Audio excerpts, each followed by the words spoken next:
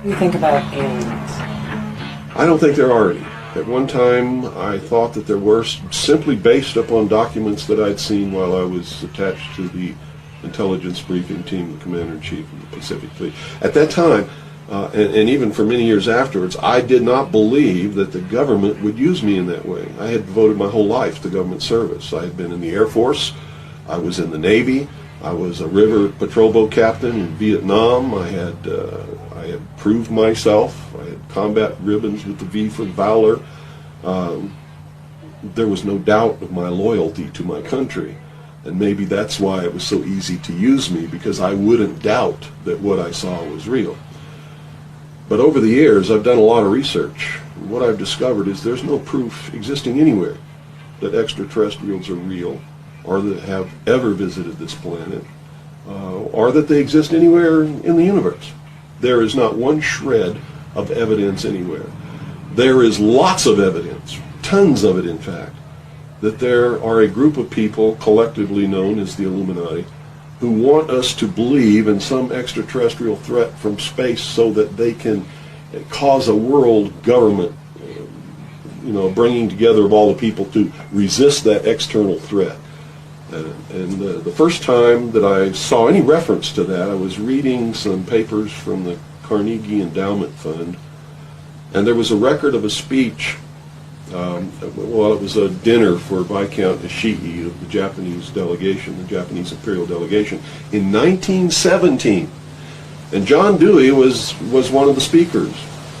And the first sentence out of his mouth, as I was reading this, I almost fell out of my chair, because this was in 1917, and he said the best way to cause all the people of the world to come together in one world government and end war forever would be if we were attacked by some other species from some other planet.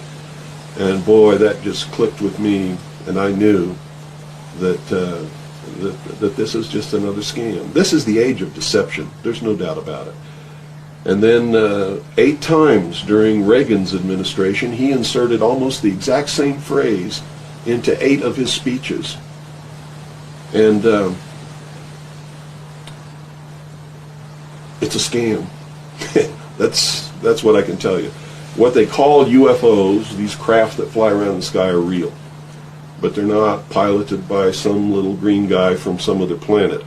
They're owned and operated by the United States of America for one, the Soviet Union for another, probably Great Britain, Canada. I think the first really operable ones were probably manufactured in Western Canada, in the wilderness, in a place especially built to create those machines, like we created the Manhattan Project, and the same kind of secrecy surrounded it.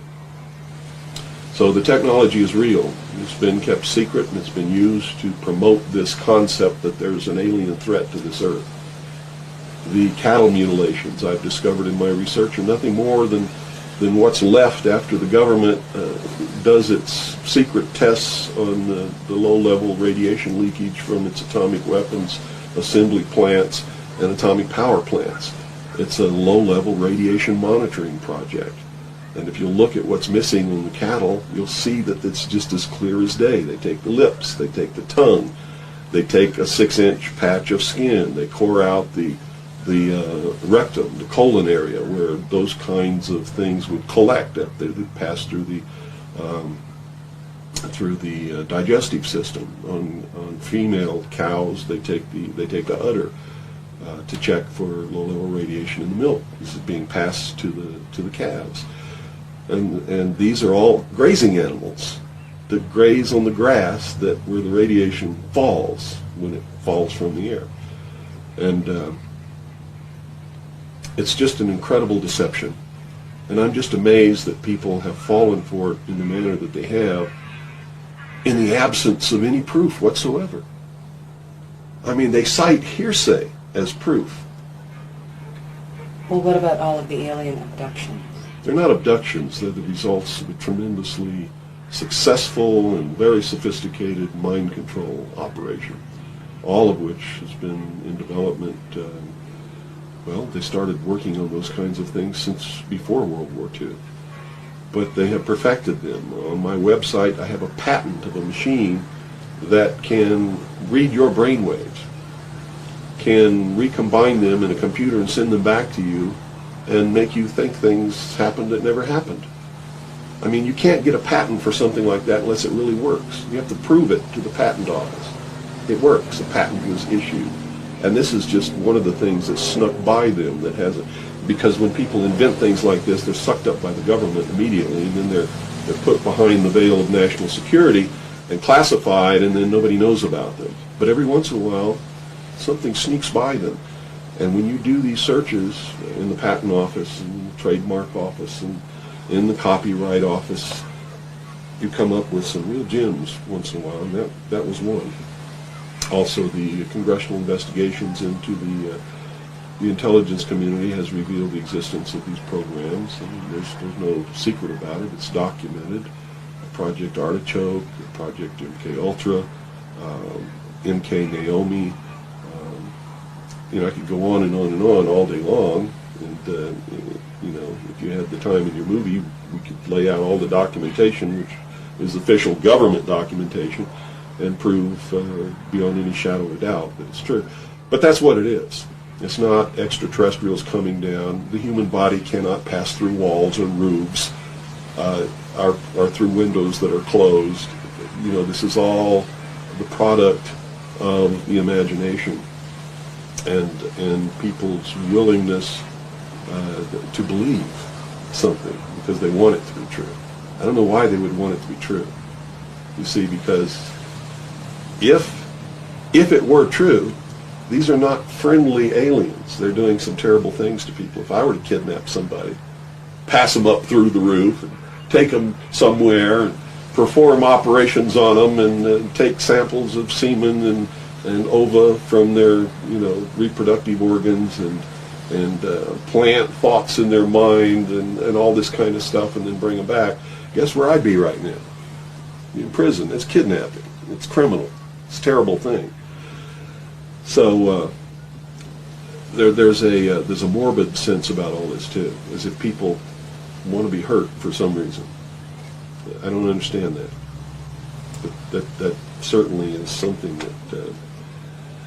that somebody needs to look at. Why do people feel that this needs to be real? What in them says, I want to be abducted and abused and kidnapped and raped and all of this stuff against my will? Because they seem to take some kind of satisfaction that this is happening. And nobody's talking about the fact that this is a terrible thing to happen. If I were to do that to you, you wouldn't be too happy, would you? But somehow it's okay if an alien does it? I don't think so. It's all bullshit. It's a lie. And it's... So where do you feel the hope for America lies? Oh, this is William Cooper, a man who received mainstream attention in 1994 when Rush Limbaugh read an alleged White House memo on the air calling him the most dangerous radio host in America. Maybe that's because his conspiracy classic is the underground bestseller, or perhaps it's because of the increasing popularity of his shortwave radio broadcast, which is also available on the internet. Good evening. You're listening to the Hour of the Time. I'm still William Cooper. This was not an easy interview to net. He was the first person I asked, and after 8,000 miles and 6.5 weeks on the road, just about the last to agree. I guess he wanted to make sure I was serious. Nevertheless, I had to come alone, and I was required to follow clear rules of conduct. Well, at this point, I've done so much research on this. I have to tell you, there's only one way this is going. There's going to be a civil war in this country. And I hope the outcome of the war will be the reinstatement of constitutional Republican government. But whenever you have a war like that, you're going to have competing factions to be the winner. And whoever really has the power in the end is going to institute whatever kind of government they feel should be there. There are people in this country who believe that a religious theology or theocracy should prevail. Well, if that happened, we'd have burnings at the stake again, and inquisitions, and heretics, and all of these kinds of things. So that can't be allowed to happen. Can't be. Doesn't matter what my religion is. It can't be allowed to happen. There are people who want a socialist government, much like the one in Sweden. There are people who want to create in the United States what the Soviet Union had hoped to be. There are real Nazis, all of them socialists. Hitler was a socialist. So I see the future as being tremendously dangerous for all of us. Me and many others like me are going to perform a valiant attempt to reinstate, restore legitimate, lawful, constitutional Republican government. Whether or not we're going to be successful, I can't tell you. But I will tell you that once this war starts, it's going to be terrible, it's going to be bloody, and it'll last for 10 or 15 years.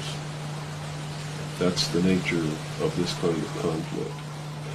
If you look around at all these mountains around here, there's enough guns, ammunition, supplies, clothing, and food buried in these mountains to support an army for 15 years. And I don't think the American people realize that they're on the brink of a civil war. You see, there are many of us who took an oath when we went in the armed forces, and we meant it. We volunteered. We weren't drafted. We care about this country. And the oath was to protect and defend the Constitution against all enemies, foreign and domestic. And we will fulfill that oath, even if it means we die in the process of doing it. It's that simple.